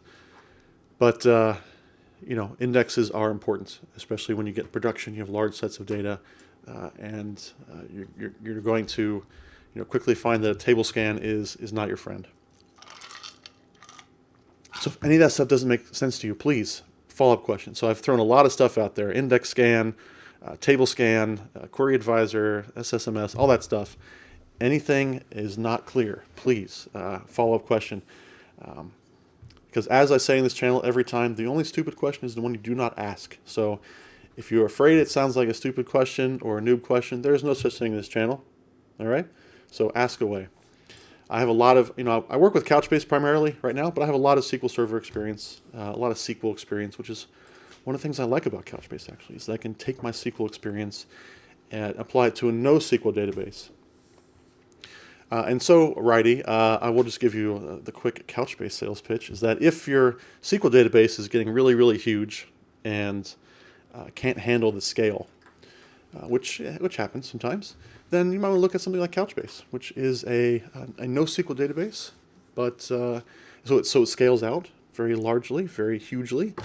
If those are actual words, and you can still run SQL queries against it, which is great. So companies like LinkedIn, eBay, PayPal, they're all using Couchbase to do really big stuff with. So I might want to check that out. It's a free download, couchbase.com/downloads. But right now I'm working on some content to try to show off some of the new stuff coming in Couchbase 6.5. And I'm working on trying to show off user-defined functions, which is a feature of SQL Server and will soon be a feature of Couchbase Server. And I'm trying to figure out why. Yeah, the device is fine. I'm trying to figure out why this isn't working. I don't have control of the database, unfortunately. It is the data from our payroll HR recruitment system. Well, that's okay. That's cool. I'm not, you don't have to convert in one day, but just keep it in mind. Sometime down the road, you're going to be in a place where you can make decisions like that, or in a place where someone's going to come to you and say, "Hey, we need a bigger scale database. We need something to store JSON in. We need something that's going to handle large scale deployment." And you will have Couchbase in your back pocket as something to recommend. Say, "Hey, let's check out Couchbase. It might help us out." So yeah, I'm not here to sell you on it. Just I was kind of joking about the selling thing, but yeah, I'm just here to kind of let people know that Couchbase is out there, does some cool stuff, and check it out sometime. But I do want to say thanks for dropping in and asking the question. Any old time you have database questions, SQL Server, Couchbase, or otherwise, come on in. I am happy to talk about that kind of stuff. And if there is an area where I am lacking information, I know some people. That can help you out. So any old time, come on back, Righty TV. Thanks for dropping the question in there. All right. Okay, so I am struggling with this base 64 stuff here. So what does object unwrap do? I thought that was the right thing. Object unwrap. It unwraps JSON. So this... Oh, wait. Huh? That's not even working now. What's going on here? Did I mess something up? What? Huh? What happened to my... Oh my goodness. My app is to pull dates from that system and generate some files. Interesting. So are you writing an app in like C# or Java or something like that? Or are you writing some sort of stored procedure, I don't know, some sort of SSIS? Oh, you're doing C#. Very cool. I'm a C# guy. I'm a .NET guy. C#, .NET, SQL, that's been pretty much my whole career. Way back to the like 2004, 2005. And I came from VB, some VB and VB.NET back then. But yeah, C#, .NET, SQL, right up my alley. That's my jam. So yeah, that sounds interesting. Pull datas from that system and generate some files. Yeah. Hey, thanks for the follow, Righty TV. Appreciate it. Yeah, pull data from system, generate some files. I mean, that sounds like something, sounds like I've been there before, You're talking payroll, HR, recruiting system. Yeah, my first job was in a business office at a university. Just manipulating data, making reports, all kinds of that kind of stuff. So I'm with you. And that's what I was saying a little earlier, is that my SQL class in college was one of the classes that I took that I could immediately apply upon graduation, upon my first job. Knowing SQL was a huge boon for me. My first job. My first job was working with Access databases and a little bit of SQL Server, but SQL applies to both of them, and so that was really helpful to me. So anyway, yes, .NET, C#, SQL, that's my jam. Thanks for coming in. Thanks for the follow. You're awesome. Okay, so on my session store, if you notice, it's gone to 0 items. This is because if I go back to my app here, and I forgot about this, when I store something in Couchbase, I have it time out after 20 minutes. So the data will automatically get cleaned up after 20 minutes, which is what it's supposed to do. For a session, that makes total sense. So I got to run this app again. Add shopping cart to session. New session. Shopping cart to session. While we're doing that, let's see. Shopping cart to session. The database for the system has about 300 tables, which is why my query ended up complex. Lots of joins just to get 10 columns of data. Yep, been there too. Been there too. So with a NoSQL database, that's kind of one of the big differences, is that when you store data, and this is again not something you can really control because you're using other departments' data, but in a document database, you typically don't split up the data so much. So you wouldn't have 300 tables. You try to group those together into documents. So you might have, instead of 300 tables, you might have, 30 different document types, for instance. And just an example. So you still have the same data, but it's just grouped together and not run through the shredder, which you're discovering with all those joins can be a pain. But yeah, been there. Okay, so now we've got some data back in there. Oh, I got 4 this time. Oh, very exciting. Okay, 4 records instead of 3. So now this should work. Okay, good. Now we're back to at least something working. All right. Now the object unwrap was what I was trying to figure out. Object unwrap. Why that wasn't working? Why is it giving me a null?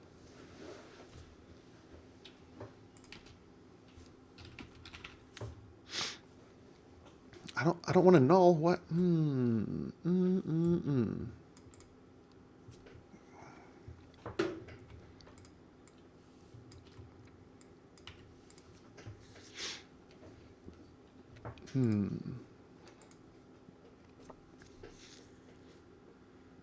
Yes, dot shopping carts.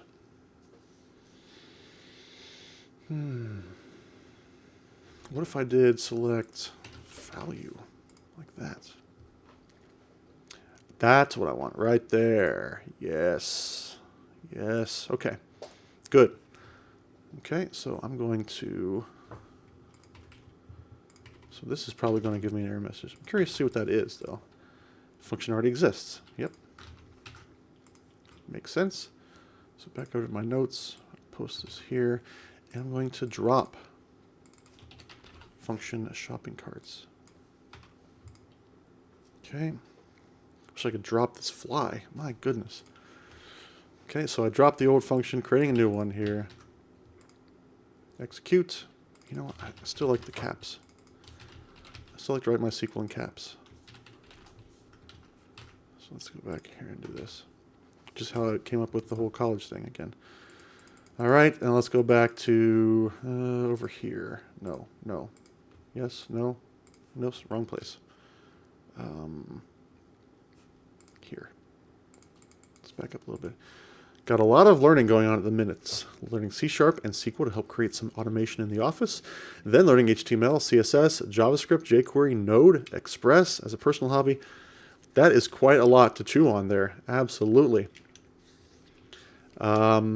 Yeah, so if you're doing some personal hobby stuff, if you're looking for a database, Couchbase, free community version, totally open source, totally free. Community edition is a free binary as well. You can download that and start using it. We have a Node SDK. So, I don't know if you're trying to, what you're trying to store in data, but if you're doing JavaScript and Node and Express, we've got some tutorials for that. But it's a natural fit. If you're doing JavaScript, you can store data as JSON. it's going to make it easier on you, I think, to start storing data that way than to have to figure out ORMs and tables and all that kind of stuff. So just something to keep in mind. You want to check out Couchbase Community Edition, totally free. And since you're learning SQL anyway, you can use a little bit of SQL and sort of learn two different versions of SQL, two different dialects of SQL out there. So using SQL Server, that's called T-SQL or Transact SQL. Couchbase's version of SQL is called NQL, N1QL. The main difference is that NQL is for JSON data and Transact SQL is for your standard relational tabular data. So yeah, it sounds like you're really trying to learn a lot of interesting stuff there, righty? And I'm not a Node expert. Interested in CRUD applications. Yeah, so if you're interested in CRUD, you're going to need someplace to put your data. So why not give it Couchbase a whirl? Let me know how it goes. If you decide to do that, let me know how it goes. I'm interested. I'm a developer advocate. I'm interested in developer journeys. So if you're trying Couchbase and you run into some problem, something that's not obvious to you, that's a failing on our part, most likely. So come back, report back to me how it's going, what troubles you ran into, and that's valuable information for me. So if you get a chance to try that out. But yeah, that's so if you need help with JavaScript, jQuery, I did a lot of jQuery back in the day. Node.js, not as much. I've done some Node, some Express here and there, but jQuery, I mean, I loved jQuery. When I was doing front-end stuff, I loved it. Because back in the day, like I was saying, 2005, 2006, JavaScript was a nightmare. And jQuery just came along and really helped a lot. These days, jQuery is still cool. I still like jQuery. But these days, JavaScript's a little more even across the browser, so it's not quite as bad as it used to be in the bad old days. But yeah, if you're interested in learning some jQuery, happy to help with that kind of stuff. I've done a lot of that in my career. JavaScript, Node, not so great with that, but I can try to help. All right, so let me go back to my old query here. See if I can get this darn thing to work. Okay. Aha, that's more like it. Okay. The fact that you know the word CRUD, the expression CRUD, means that you're not much of a noob there, righty? So don't sell yourself short. Don't call yourself a noob. You already know quite a bit. Okay, we are looking good. We're looking good. Let me go back to where it was. Whoops, went a little too far. So this is the query. What I wanted to do was I wanted to substitute it in session store shopping carts. So I will put S here and S here and S here, and that should work. No, it doesn't. S here. Oh boy. Shopping cart's not missing. I don't know if I need that. Let's try that. Okay. Yeah, that would make sense. So, okay. Limit 10. We only have 4, so that's good. All right. So we're yeah. All right, so this would be the after then. This would be the before.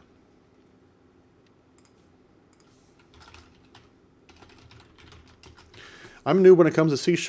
I've used VB in the past, only because it was very similar to VBA for MS Office, which is where my interest in coding started. Righty, you are right where I was back in the days. I did a lot of Access, like I said, and my boss at the time wanted me to do some stuff that Access itself couldn't really accomplish, so I had to bring some VBA into it. So I did a lot of VBA, and so I learned some Visual Basic, and then I transitioned over to the web group in the university, and we started writing ASP Classic, which I don't know if you maybe not have heard that before, but that's what ASP was before ASP.NET, and I was writing VB script, which is similar to VBA. So yeah, I'm muy simpatico right here. So yeah, that's some cool stuff. It's cool stuff, Righty. You're really giving me some flashbacks here. Automated 70% of my workload when I worked in payroll. That's awesome. with Access and Excel. Yeah, I did a little bit with Excel and VBA, but it was mostly Access because at the time where I worked in the business office, the director was heavy into Access. Like he had hundreds of Access databases. He would create a new Access database like every day, and to run some new report or do some reconciliation or figure out some invoicing stuff. Relevant Jesse, hey, thanks for stopping in, Relevant Jesse. You did some Access back in the day. Maybe it's like a rite of passage to do some Access, And you know what? Here's the thing. Like, Access gets such a bad name because it's abused for, like, production apps, right? But Access as a tool is really cool for the right use cases, right? If it's just, like, for a long time, I used Access as my, like, keep track of my my checking account, what money was in there, to balance my checkbook, so I could run reports on it. I could see where I'm spending my money. I could write queries to figure out why isn't my balance matching what I expected to be, things like that. And I've switched away from Access since then. I'm over on SQLite, but yeah, Access is a really cool tool. Business still uses an Access application I made 5 years ago. Oh my goodness, Righty. Oh my goodness. Funny story here. Maybe not funny. Maybe a little sad. So at the university, there was a facility there. It was like a conference center type place.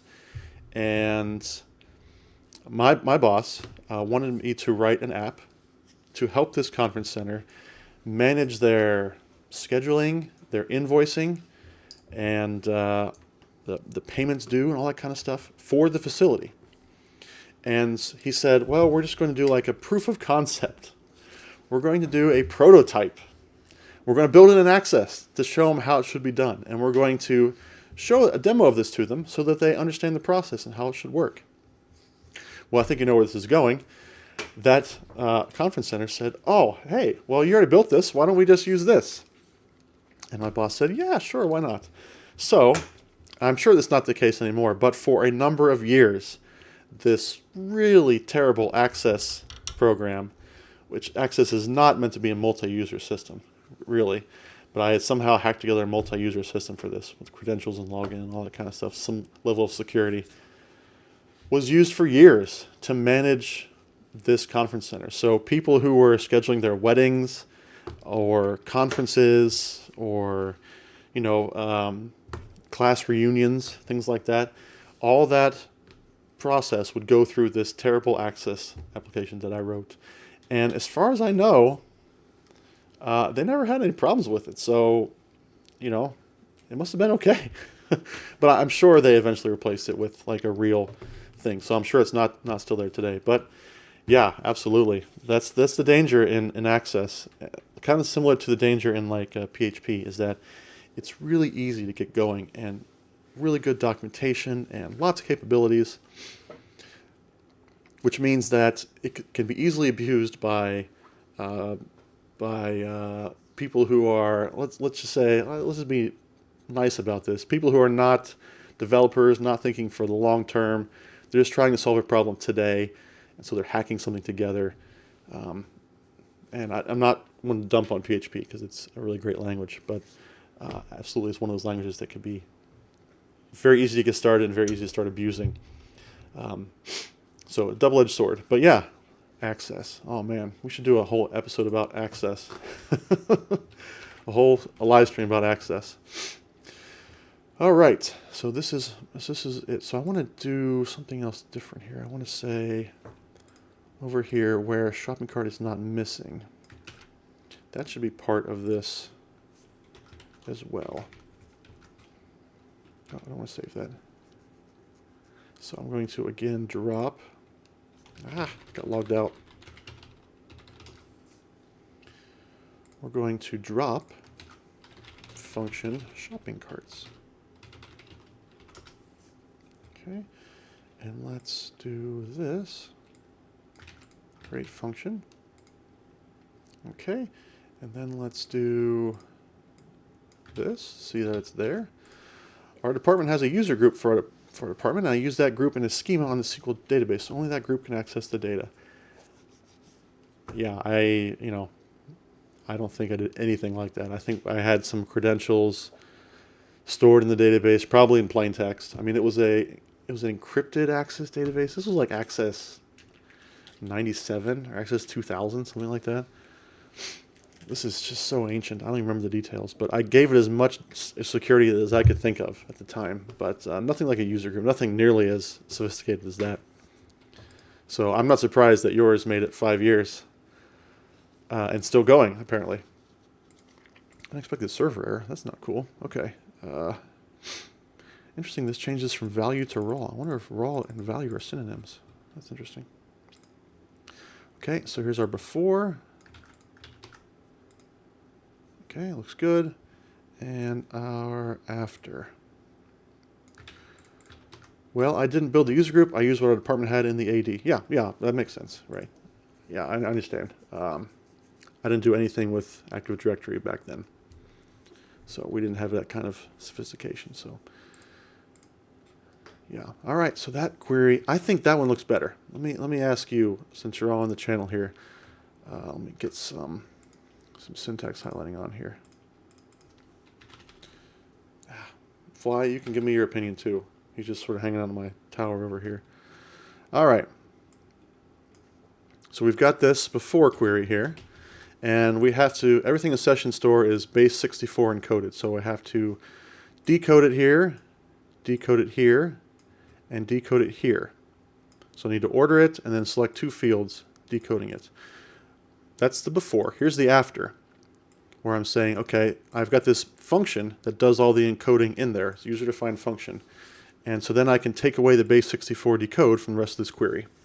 So I think it's a little more readable as well. I say date created as date created, array count as num items. No base 64 encoding happening. I just use this shopping carts method. Does that look better to you than this one? Does that look more readable at the very least? We've got about 2 minutes left here, so just kind of curious your comments. Because I'm working on a tutorial, and I'm thinking, this works, this is functional, but if we could wrap this base 64 stuff in a function, we could write our queries, much easier to read, and we don't have to remember to base 64 decode everything. So I'm kind of leaning towards this being a pretty good way to showcase user-defined functions without going to crazy complexity. So, all right. Looking pretty good here. All right, so let's start wrapping up. Let's go over to the Twitch team, twitch.team/livecoders, and we're going to pick somebody to raid. Who can we raid? Who? So I know I've raided Lana Lux. I know I've raided Michael Jolly a couple times.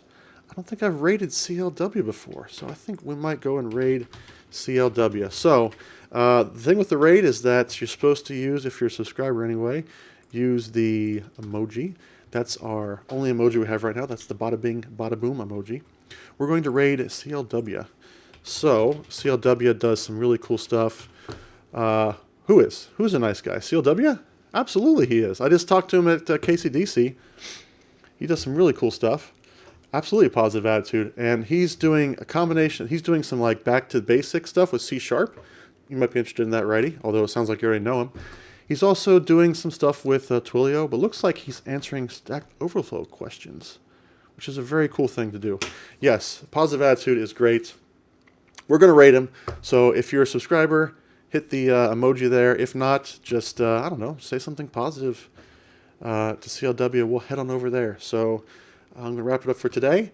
Thanks, everybody, for joining me. I want to thank especially Righty TV for dropping in with great questions, and for the follow, and Relevant Jesse for stopping in, and who else? There's one more I thought stopped in. CyberEck stopped in for a little while. So thanks, everybody, for joining. We're going to head over to CLW right now, and I will be back on Thursday afternoon at 1:30 p.m. Eastern U.S. time. If you want to come and join, we will do that. All right. I'm going to kick off the raid, and we'll see you over there in CLW.